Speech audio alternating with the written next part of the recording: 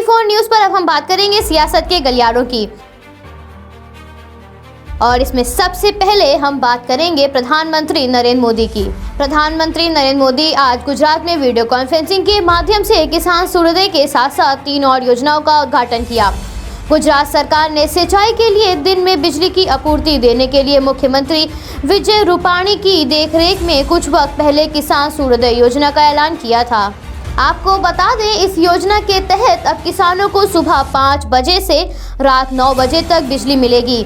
ये योजना 2023 तक लागू करने के लिए राज्य सरकार ने 3,500 करोड़ रुपए का बजट आवंटित किया है। UN Mehta institute of cardiology and research centre के साथ जुड़े बाल चिकित्सा अस्पताल का प्रधानमंत्री ने उद्घाटन किया। इसका विस्तार 470 करोड़ रुपए लगाकर किया गया है।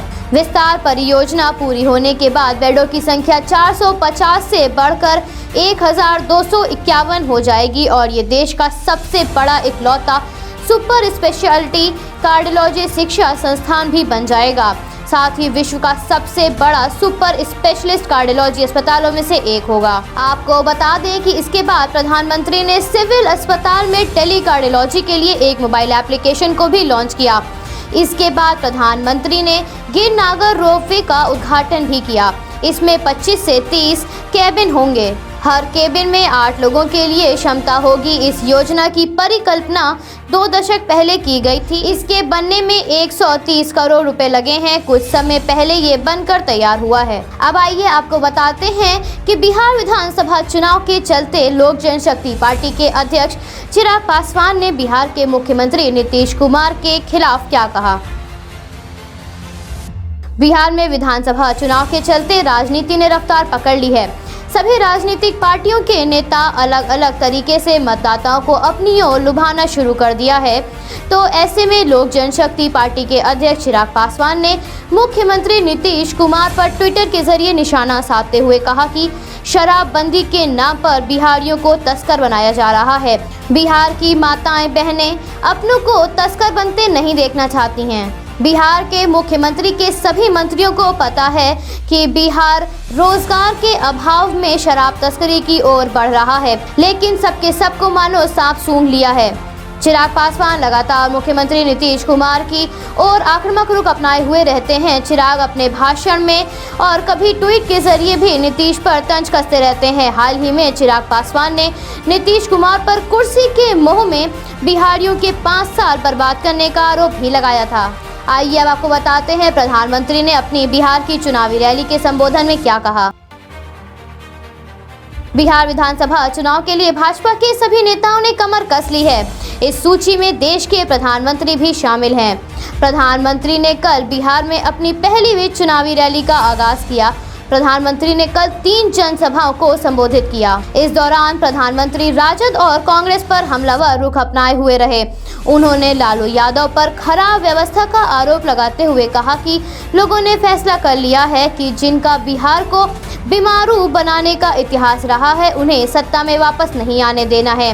प्रधानमंत्री ने अपने संबोधन में लोक जनशक्ति पार्टी के संस्थापक रामविलास पासवान और पूर्व राजद नेता रघुवंश प्रसाद सिंह को श्रद्धांजलि भी अर्पित की। इन दोनों नेताओं का हाल ही में निधन हुआ है। पर अपने संबोधन में प्रधानमंत्री ने लोक जनशक्ति पार्टी और चिराग पासवान के बारे में कुछ नहीं कहा। उन्होंने कहा कि राज्य के सभी घटक दल मिलकर आत्मनिर्भर और आत्मविश्वासी बिहार बनाने पर काम कर रहे हैं। विकास के क्षेत्र में बिहार को अभी बहुत आगे जाना है। राजद पर निशाना साधते हुए प्रधानमंत्री ने कहा, लालटेन का युग चला गया है। पिछले 6 सालों में बिहार में बिजली की खपत 3 गुना बढ़ी है और बिहार के लोग उस समय को नहीं भूल सकते जब बिहार में सूर्य अस्त का मतलब होता था सब काम ठप। मोदी ने LAC पर भारत और चीन की सैनिकों की मुठभेड़ का जिक्र करते हुए कहा कि बिहार के सपूतों ने तिरंगे के लिए अपने प्राण निछावर कर दिए, लेकिन मां भारती का मस्तक नहीं झुकने दिया। मैं उन शहीद जवानों के चरणों में अपना सर झुकाकर उन्हें श्रद्धांजलि अर्पित करता हूं। प्रधानमंत्री के संबोधन के दौरान बिहार के मुख्यमंत्री नीतीश कुमार उनके साथ थे। आइए अब चलते हैं बिहार विधानसभा चुनाव की अगली खबर की ओर। बिहार में विधानसभा चुनाव को लेकर जोर शोर से तैयारियां चल रही हैं। कोरोना महामारी की सुरक्षा को ध्यान में रखकर चलो सीतागढ़ी करें मतदान। इस संदेश को आम जनता तक पहुंचाने के लिए मतदान पूर्व में अपनी भूमिका को साबित करने के लिए जिला निर्वाचन पदाधिकारी अभिलाषा कुमारी शर्मा ने डुमरा हवाई अड्डे मैदान से 18 रथ का हरा झंडा दिखाकर मतदाताओं को जागरूक करने के लिए रवाना किया।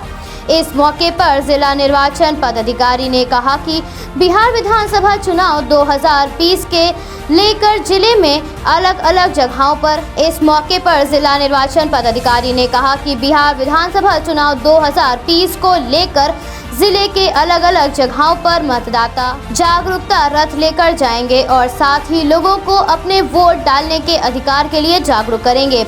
साथ ही उन्होंने ये भी कहा कि यहाँ पर मतदान फीसद काफ़ी कम है, इसलिए ये अभियान चलाया जा रहा है। उन्होंने ये भी कहा कि इस जागरूकता रथ के मतदान को तारीख और वक्त के बारे में भी बताया जाएगा। इसके साथ ही बूथ पर आवश्यकता अनुसार सारी सुविधाएं उपलब्ध रहेंगी। साथ ही कोरोना गाइडलाइन के बारे में भी जानकारी दी जाएगी और मतदाताओं को मास्क पहनना अनिवार्य होगा। आइए अब बात करते हैं राष्ट्रीय जनता दल के घोषणा पत्र की।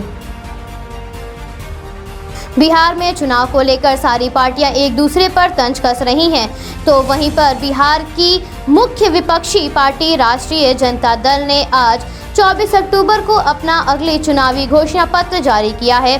इस घोषणा पत्र में 10 लाख सरकारी नौकरियां देने का वादा किया गया है और इसे घोषणा पत्र में मुख्य प्राथमिकता दी गई है। तेजस्वी यादव ने घोषणा पत्र का उल्लेख करते हुए कहा कि भाजपा पार्टी नौकरी के नाम पर लोगों को धोखा दे रही है। तेजस्वी यादव ने कहा कि मेरा वादा असली है। उन्होंने ये भी कहा कि अगर मैं चाहता तो एनडीए की तरह मैं भी 50 लाख नौकरियों के झूठे वादे कर सकता था। तेजस्वी ने कहा हम जो कहते हैं वो करके दिखाते हैं। तेजस्वी ने यह भी कहा कि हमारे घोषणा पत्र में शिक्षा, स्वास्थ्य, महिला सशक्तिकरण, ग्रामोत्थान, सरकारी नौकरियों में सुधार, सांस्कृतिक उन्नयन, जलवायु परिवर्तन के लिए अहद किया गया है। भाजपा पर तंज करते हुए तेजस्वी यादव ने कहा कि जो लोग 10 लाख नौकरियों के वादे पर उनकी आलोचना कर रहे थे उन्हें भी अब समझ में आ गया है।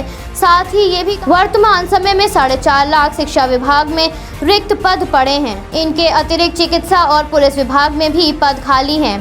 तेजस्वी यादव ने कहा कि वो बीजेपी पार्टी की तरह कूड़ा साफ करने और पकौड़ा तलने वाला रोजगार की बात नहीं कर रहा हूं, बल्कि सरकारी नौकरी देने की बात कर रहा हूं।